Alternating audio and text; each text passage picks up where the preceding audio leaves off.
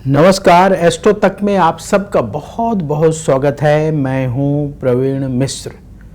यदि आपके जीवन में परेशानी बहुत ज़्यादा हो तो ये उपाय आप अवश्य करें। क्या करना है आपको? माँ दुर्गा के मंदिर जाना है और कुछ विशेष सामग्री लेकर जाना है।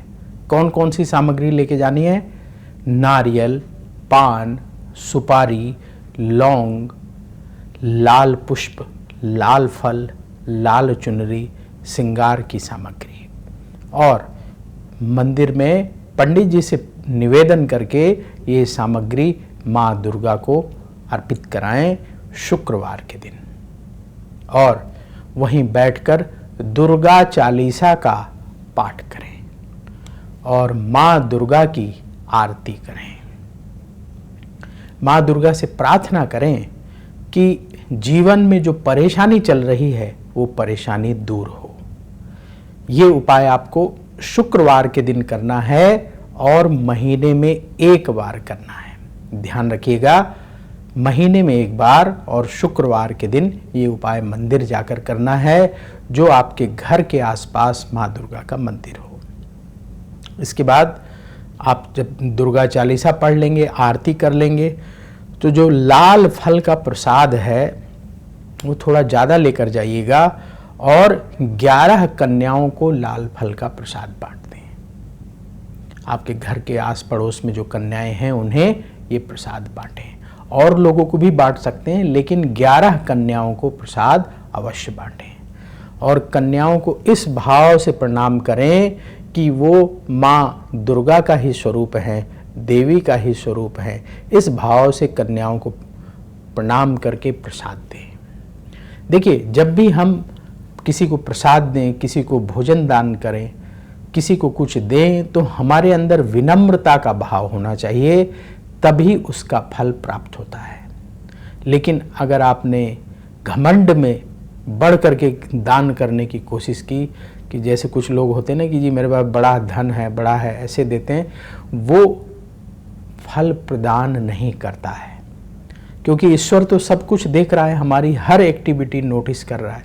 तो इसलिए दान करते समय सिर झुका हुआ होना चाहिए और विनम्रता पूर्वक दान करना चाहिए। दान लेने वाला बड़ा है।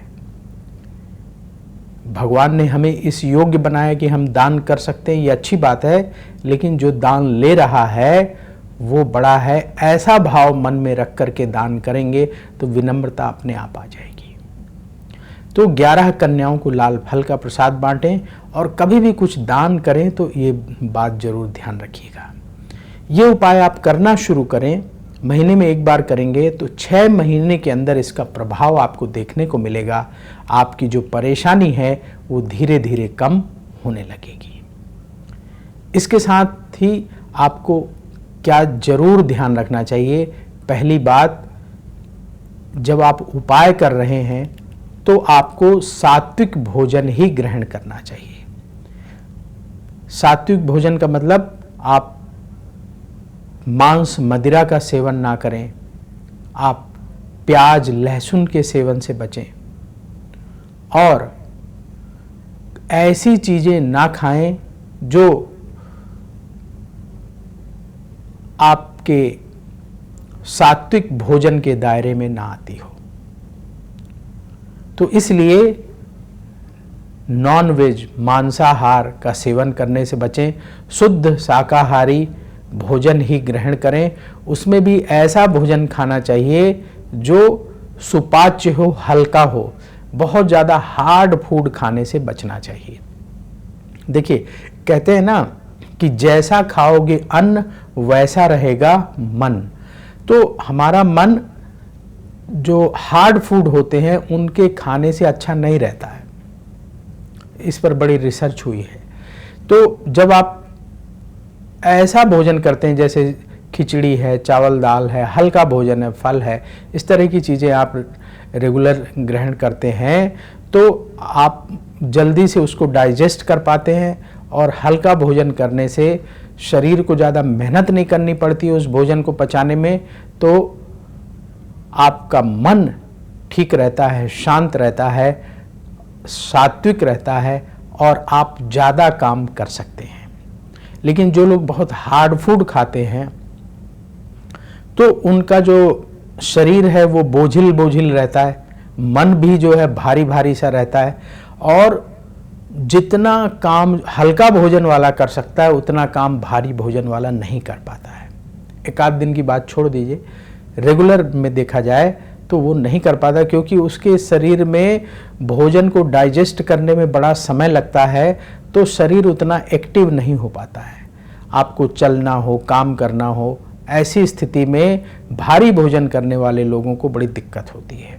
आलस्य बहुत ज़्यादा आता है, बहुत ज़्यादा नींद आने लगती है, और ऐसे लोग दिन में क्या होते हैं, 24 घंटे होते हैं ना, तो 24 घंटे में उतना आउटपुट नहीं निकाल पाते हैं जितना जो है हल्का भोजन ग्रहण करने वाले लोग करते हैं। तो जब आप हल्का भोजन ग्रहण करेंगे तो आप देखेंगे आप ज़्यादा अच्छे से काम कर पाएंगे, और जब ज़्यादा अच्छे से काम कर पाएंगे तो मेहनत करेंगे, काम करेंगे, धन आएगा, तो जीवन की परेशानियां वैसे ही कम होने लगेंगी। तो खान पान का हमारे जीवन में बड़ा असर पड़ता है, ये हम बताने की कोशिश कर रहे हैं। उपाय आप अवश्य करिए, इसके साथ अपना खान पान ठीक रखिए। दूसरी महत्वपूर्ण बात जो आपको ठीक रखनी है, अपने घर को हमेशा साफ सुथरा रखिए। अगर घर में सफाई नहीं होती है तो नेगेटिविटी सी आपको जनरेट होती हुई दिखाई देगी।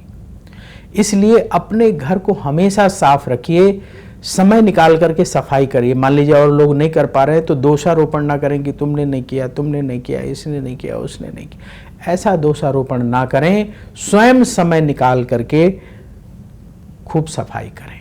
आप देखते हैं ना, कुछ लोगों के घर खूब साफ होते हैं, उनके घर में जो है माँ लक्ष्मी का वास होता है, धन की कमी नहीं रहती है। इसी तरह से हमें भी अपने घर को खूब साफ रखना है।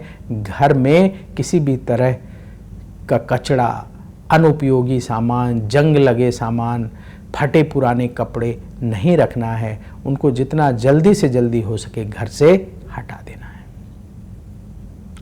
तीसरी महत्वपूर्ण बात जो आपको ख्याल रखनी है कि नित्य प्रति जिस भी देवी देवता के चरणों में आपका मन लगता है, उनकी पूजा अवश्य करनी है।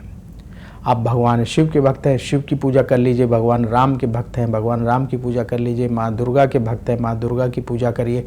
प्रतिदिन पूजा करें और अपनी दिनचर्या ठीक रखें।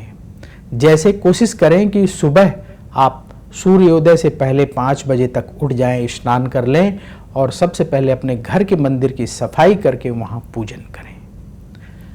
फिर अपना जो भी दैनिक कार्य है बिल्कुल आराम से, प्रेम से करिए।